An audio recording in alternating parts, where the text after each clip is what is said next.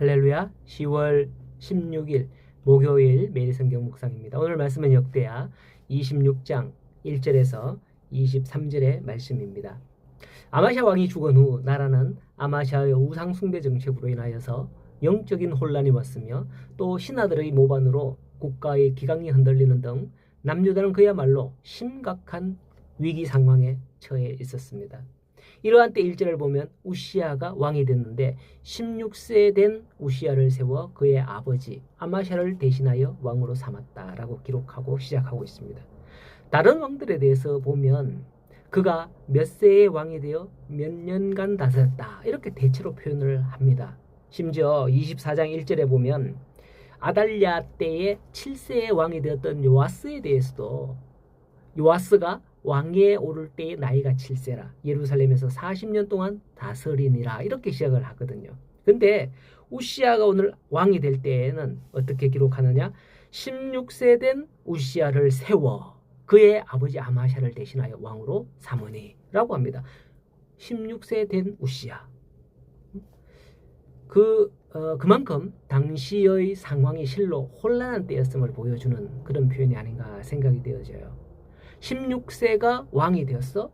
이야, 아직 어린 게 뭘 알겠어 하는 그런 뉘앙스가 있는 거죠. 하지만 6절에서 15절까지 우시야의 업적이 끊임없이 쭉 이어지고 있는데요.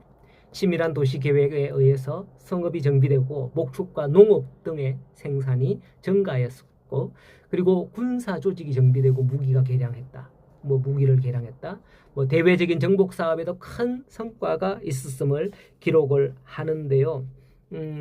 이를 보면 1절에서 16세 된 왕이라는 게 기우였다라고 생각될 정도입니다.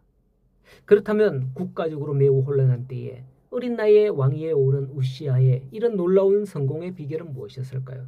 물론 우시야에게는 남다른 지도력이 있었을 것입니다. 과연 이게 우시야 개인의 능력만으로 이루어진 일일까요? 그렇지 않다는 것을 오늘 성경에서 볼 수 있습니다. 5절에 보면 우시야의 곁에 누가 있었습니까? 하나님의 묵시를 밝게 하는 스가랴가 사는 날에 하나님을 찾았고 그가 여호와를 찾을 동안에는 하나님이 형통하게 하셨다라고 이렇게 기록하고 있습니다. 그리고 15절에도 보면 이건 이방인들의 관점으로 기록한 것 같은데요. 그의 이름이 널리 퍼지면 기이한 도우심을 얻어 강성하여 짐이라 라고 합니다.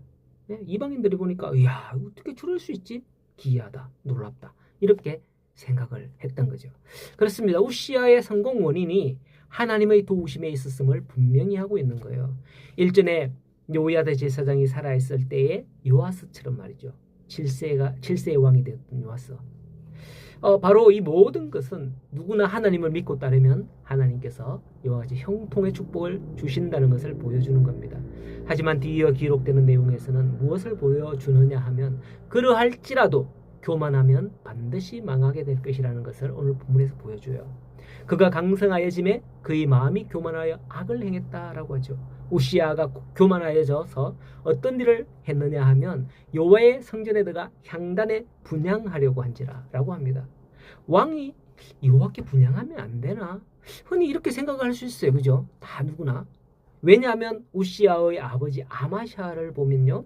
25장 14절에서 에돔의 신들을 가지고 오잖아요. 그리고는 그것을 자기의 신으로 세우고 했던 행위가 그 앞에서 자기가 직접 분향했다라고 기록을 하잖아요. 일반 흔히 할 수도 있는 일 아닌가? 그렇게 생각할 수도 있는 거예요. 그러니 아마 우시야도 여호와께 분향하려 했던 것으로 추정돼요. 내가 왕인데 왕이 하면 안 돼? 하는 그런 식이었죠. 왕이면 모든 걸 다 할 수 있다고 생각을 한 겁니다. 그러나 하나님께서는 자기 백성들에게 그 지위와 역할들을 분명하게 나누어서 맡겼습니다.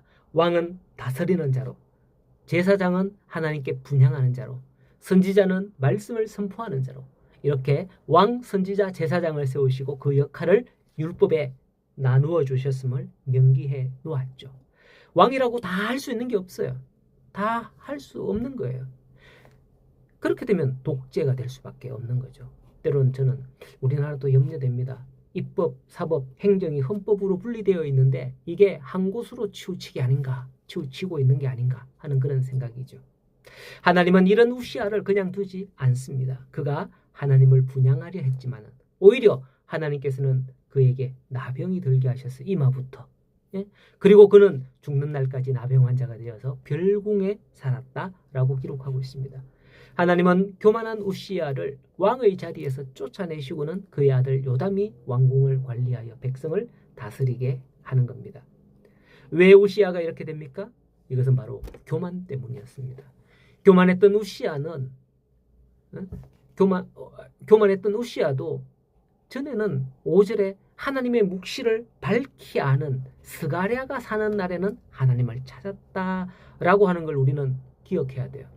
저와 여러분의 곁에 하나님의 말씀을 밝히 아는 자가 함께 하는 게 얼마나 큰 축복인지 모릅니다.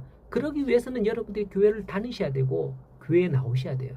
그 하나님의 말씀을 들을 때 우리는 그나마 우리가 주의 길로 갈 수 있는 거죠.